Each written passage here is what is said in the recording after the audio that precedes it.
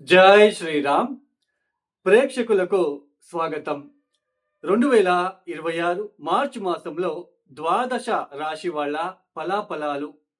ముఖ్యంగా ఈ మార్చి మాసంలో గ్రహ సంచారాన్ని గమనిద్దాం. శని మీన రాశిలో సంచారం, గురువు గారు వక్ర మార్గంలో మిథున రాశిలో సంచారం చేస్తున్నారు.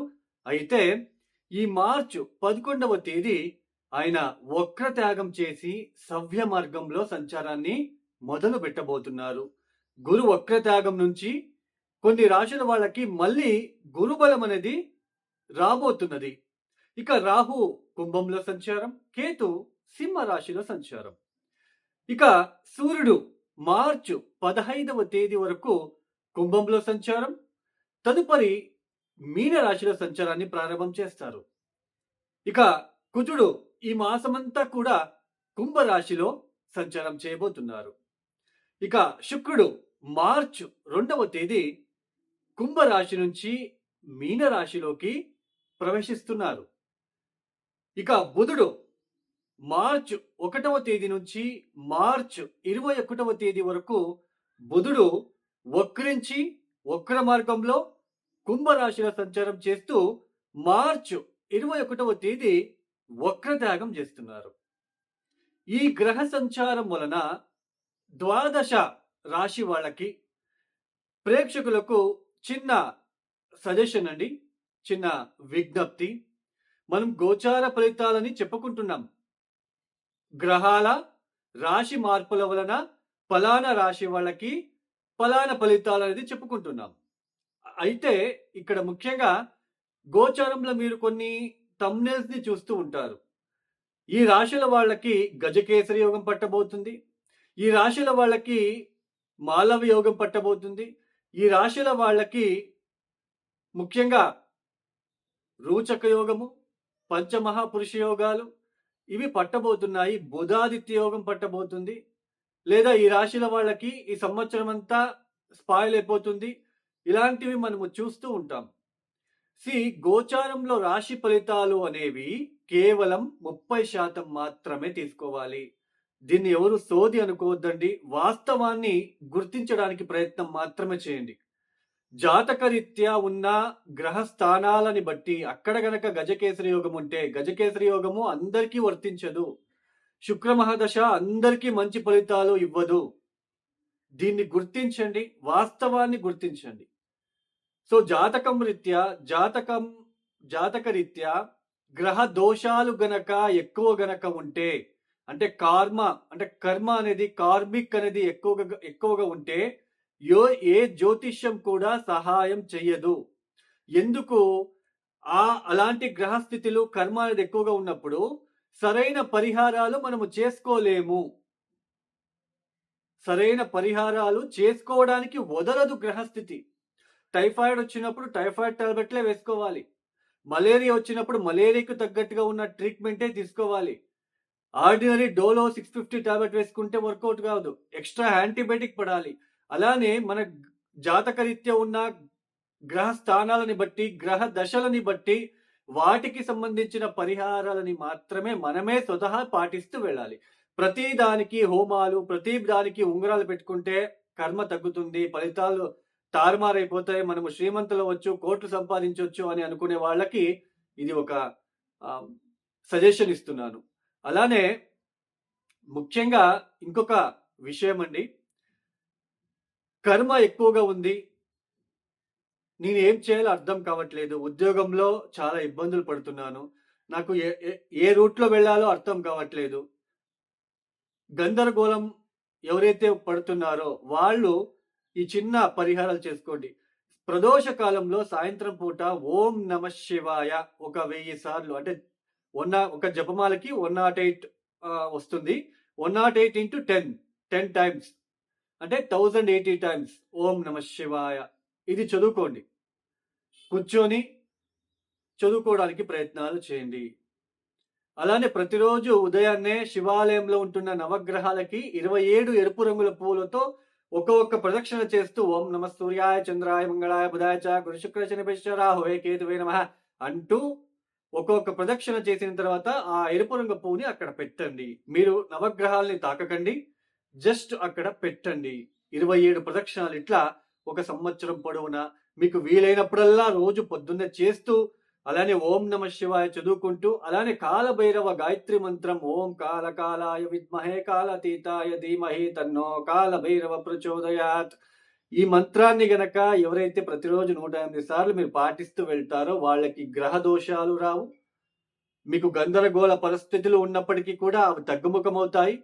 ఈ మంత్రాలు ప్రతినిత్యం వదలకుండా, మానకుండా చేస్తూ వెళ్తే ఖచ్చితంగా మీకు మంచి పాజిటివ్ రూట్ అనేది కనిపిస్తుంది. మీకు ఏ జ్యోతిష్యం అవసరం లేదు. అది కాకుండా నేను అప్పులు చేశాను 25 లక్షలు, అప్పు తీర్చడానికి పరిహారాలు. అలానే కొంతమంది చెప్తూ ఉంటారు. పేపర్ మీద రాసి అగ్గిపెట్టి ఊదండి, గాలికి ఎగరేయండి. అలానే ఈ తమలపాకుల మీద ఓం శ్రీ అని రాస్తే డబ్బులు వచ్చేస్తాయి. This is completely unbelievable and fake sentences. దీన్ని ఎవరైతే గుర్తిస్తారో, మీ జాతకరీత్యా ద్వితీయాధిపతి 6వ స్థానంలో పాపకత్రియోగంలో లేదా నీచస్థానంలో ఉంటే అదంతే. ఆ గ్రహస్థానానికి సంబంధించిన పరిహారాలే మీరు కొన్ని పాటిస్తూ వెళ్ళాలి. కానీ అది మీరు పాటించరు.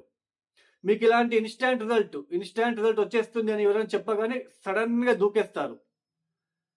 సో వాస్తవాన్ని గుర్తించండి. ఇక ఒక్క రాశి గురించి మనము తెలుసుకుంటూ వెళ్దాం.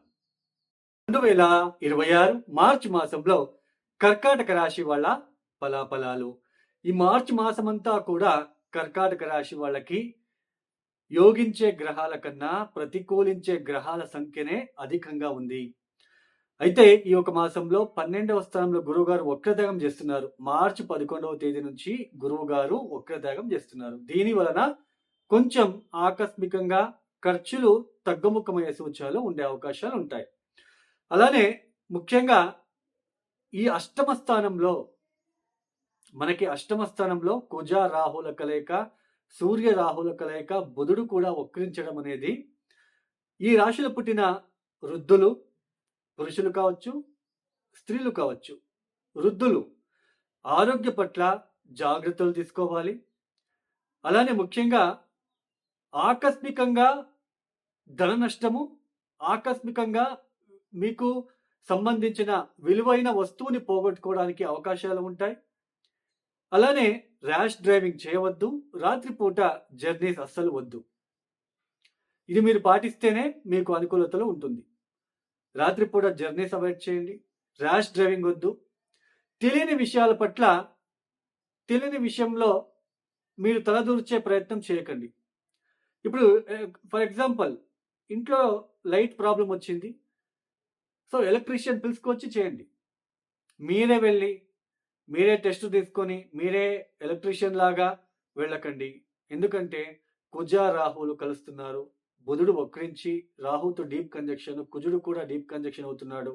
ఇలాంటి గ్రహస్థితి ఉన్న వాళ్ళు ఆకస్మికంగా ఎలక్ట్రిక్ కరెంట్ షాక్ కొట్టడం లాంటిది, ఈ ర్యాష్ డ్రైవింగ్ వలన యాక్సిడెంట్స్ అవడం లాంటిది, అలానే గుప్తాంగాంగాలలో ఏదైనా అలర్జీస్ రావడం లాంటిది, gastric, stomach related issues, back pain, అలానే నీరసంగా ఉండడానికి అవకాశాలు ఉంటాయి. మెకానికల్ ఫీల్డ్లో వెల్డింగ్ కావచ్చు, లేత్ మిషన్స్ కావచ్చు, కెమికల్ డిపార్ట్మెంట్లో పనిచేసే వాళ్ళు కావచ్చు, వాళ్ళు చాలా జాగ్రత్తలు వాళ్ళ వృత్తిని నిర్వహించుకుంటూ వెళ్ళాలి. అలానే ముఖ్యంగా ఈ అష్టమ స్థానంలో ఇలాంటి గ్రహస్థితి ఏర్పడినప్పుడు మనకి తెలియని విషయాలలో మనము వేలు పెట్టరాదు, మనము తలదూర్చరాదు.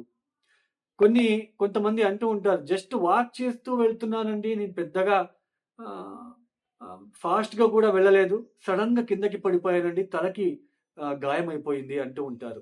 Because of this type of గ్రహస్థితి ఏమైతే ఉంటుందో ప్లానటరీ పొజిషన్ ఉంటుంది కదా, ఇలాంటి ప్లానటరీ పొజిషన్ వల్లనే ఇలాంటి సడన్ ఇన్సిడెంట్స్ జరగడానికి ఛాన్సెస్ ఉంటుంది. మెడ నొప్పి కానీ తలనొప్పి కానీ ఎక్కువయ్యే సూచనలు కూడా ఉండే ఆస్కారాలు ఉంటాయి. మెడకి సంబంధించినది, థ్రోట్కి సంబంధించినది దీన్ని సెకండ్ హౌస్ ద్వారా చూస్తాం. ఈ టీత్, ముఖ లక్షణాలు, ముఖంలో ఏదైనా ప్రాబ్లమ్స్ ఉందా, ఫేస్లో ఏదైనా ప్రాబ్లమ్స్ ఉన్నాయా, మన ముక్కు ఎలా ఉంది, ఇవన్నీ కూడా ద్వితీయ స్థానం బట్టే చూస్తాం. ద్వితీయ స్థానంలో కేతు ఉంటున్నాడు, మీకు అష్టమ స్థానంలో అన్ని గ్రహాలు ఉంటున్నారు. సో కాబట్టి చాలా జాగ్రత్తలు తీసుకోవాలి. భయము, ఆందోళన వద్దండి. నేనిక్కడ ఎవరిని భయపెట్టడానికి రాలేదు. భయపెట్టాలనే ఉద్దేశ్యం లేదు. జస్ట్ మీకు గైడెన్స్ ఇస్తున్నాను. ఇలా ఉండబోతుంది. కొంచెం జాగ్రత్తలు తీసుకోండి అని మాత్రమే చెప్పబోతున్నాను. మీరు భయపడాలి లేదా మీకు ఇంకా డిప్రెషన్‌కెళ్ళిపోవాలనే ఉద్దేశ్యం అయితే నాది కాదు. ఉన్న గ్రహస్థానాల్ని బట్టి, ఉన్న సిట్యుయేషన్స్ బట్టి నేను చెప్పడం జరుగుతుంది. ఎవరికైతే కుజదశ రాహుభుక్తి, రాహుదశ కుజభుక్తి లేదా కుజదశలో బుధభుక్తి జరుగుతున్న వాళ్ళు చాలా జాగ్రత్తలు తీసుకోండి.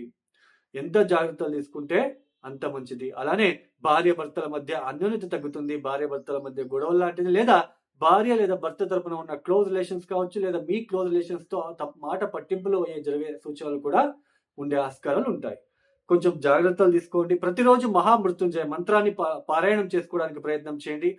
27 ఎరుపు రంగుల పూలు తీసుకోండి. నవగ్రహాలకి 27 ప్రదక్షిణాలు ఒక్కొక్క ప్రదక్షిణ చేస్తూ ఓం నమః సూర్యాయ చంద్రాయ మంగళాయ బుధాయ చ గురు శుక్ర శనిశ్చ రాహువే కేతువే నమః అంటూ ఒక్కొక్క ప్రదక్షిణ చేస్తూ ఒక్కొక్క పువ్వుని అక్కడ పెట్టండి. నవగ్రహాలని తాకకండి.